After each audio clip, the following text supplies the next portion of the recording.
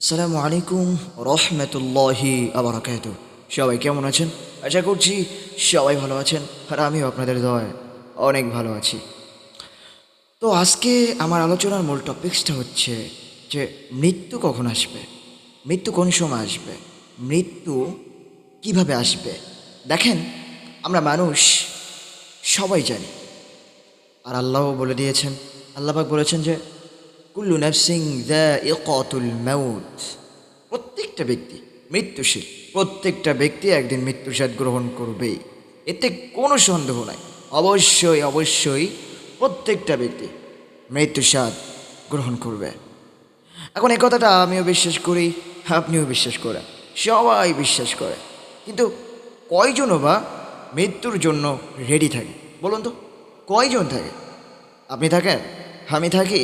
হ্যাঁ, আসলে আমাদের সমস্যাটা একটা কি জানেন, আমরা সবসময় ভাবি যে মনে হয় আমি কখনো মরবো না। যখন সুস্থ থাকি, যখন শরীর ভালো চলে, মেশিনটা ভালো থাকে, তেল যখন থাকে, বুঝছেন, তখন আমরা কী ভাবি যে আমার মনে হয় কখনো মরবো না।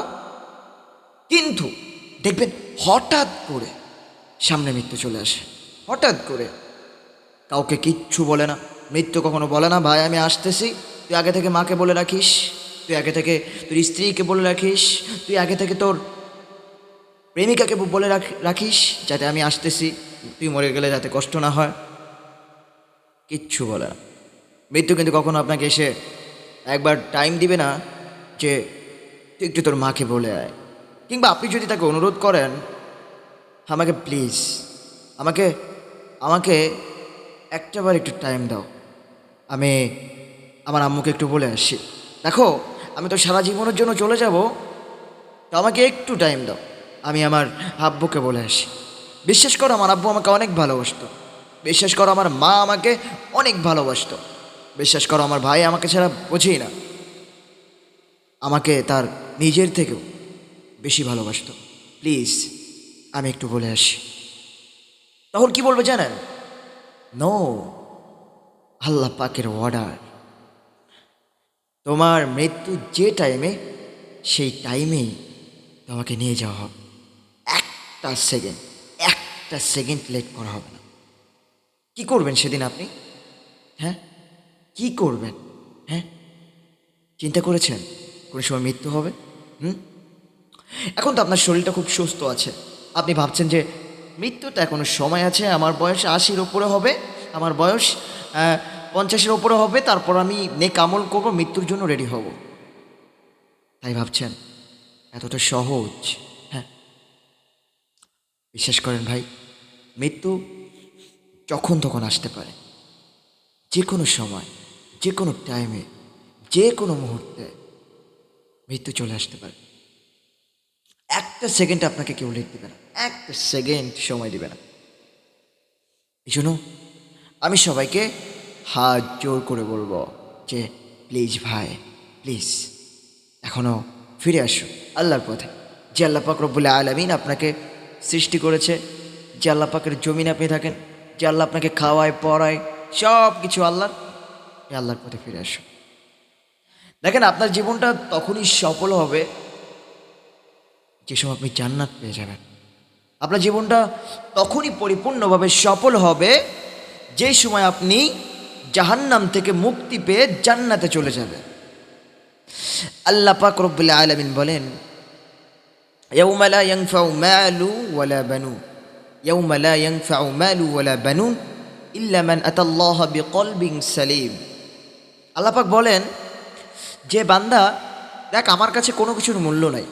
দুনিয়াতে তুই কত টাকা কামাইছস, দুনিয়াতে তুই কতগুলো দালান দিছিস, কয়টা দালান দিছিস, এগুলোর কিচ্ছু মূল্য নাই আমার কাছে।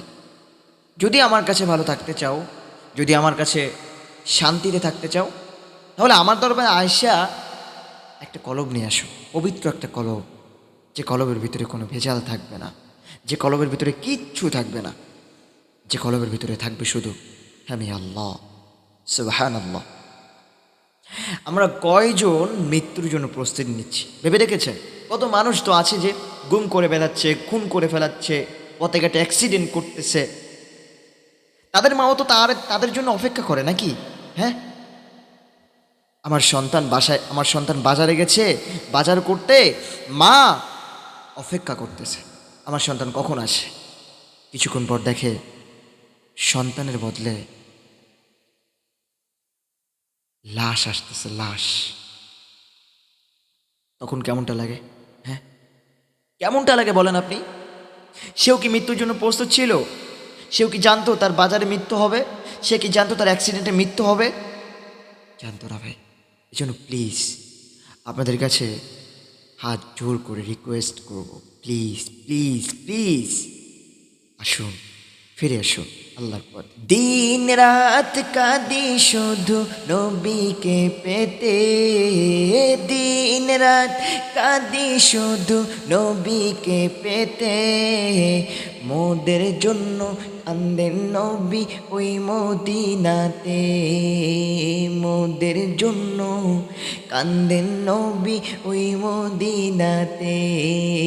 দিন রাত কাঁদি শুধু, দিন রাত কাঁদি শুধু নবীকে পেতে, মোদের জন্য কান্দেন নবী ওই মদিনাতে, মোদের জন্য কান্দেন নবী ওই মদিনাতে। আমি যাব কবরেতে কেউ তো যাবে না, 2-3 দিন কাদার পর মনে রাখবে না। আমি যাব কবরেতে কেউ তো যাবে না, 2-3 দিন কাদার পর মনে রাখবে না। তো এই গজলটা গাওয়ার একমাত্র উদ্দেশ্য ভাই, আপনার আমার জন্য হয়তো আপনি মারা গেছি, 2-3 দিন কান্দার পর কেউ আপনার জন্য কাঁদবে না, কেউ না। সবাই আপনাকে ভুলে তারাও দুনিয়ার কাছে আপনার মতো, ঠিক আপনার মতোই ব্যস্ত হয়ে যাবে। প্লিজ ভাই, আজকে শুক্রবার, চেষ্টা করবেন তাড়াতাড়ি জুম্মার নামাজ পড়ার জন্য। আর আমার ভিডিওটা আজকে এই পর্যন্তই। আমার টপিকসটা ছিল হচ্ছে, আপনারা বুঝেই ফেলেছেন, মৃত্যু কখন আসবে। হঠাৎ করে মৃত্যু চলে আসবে, মৃত্যুর সময় কেমন অবস্থা হবে। এই জন্য আমার একটাই কথা, যে মুহূর্তে থাকেন না কেন, যেভাবে থাকেন না কেন, সব সময় মৃত্যুর জন্য প্রস্তুত নিন। তো আজকের ভিডিও এই পর্যন্ত। ভালো থাকবেন সবাই, সুস্থ থাকবেন। আর আমাকে যদি আপনাদের কাছে পছন্দ হয়, ভালো লেগে থাকে আমার কথাগুলো, অবশ্যই চ্যানেলটা সাবস্ক্রাইব করবেন। আর এরকম ধরনের ভিডিও পেতে পাশে থাকা বেল বাটন চিপে দিবেন আর আমার সাথেই থাকবেন। ইনশাল্লাহ আমি আপনাদের নিয়ে বহুদূর যেতে চাই। আশা করি আমার পাশে সবসময় থাকবেন, ঠিক আছে? বিদায় নিচ্ছি এখন। ভালো থাকবেন সবাই, আমার জন্য সবাই দোয়া করবেন। আসসালামু আলাইকুম রহমতুল্লাহি ওয়া বারাকাতুহু।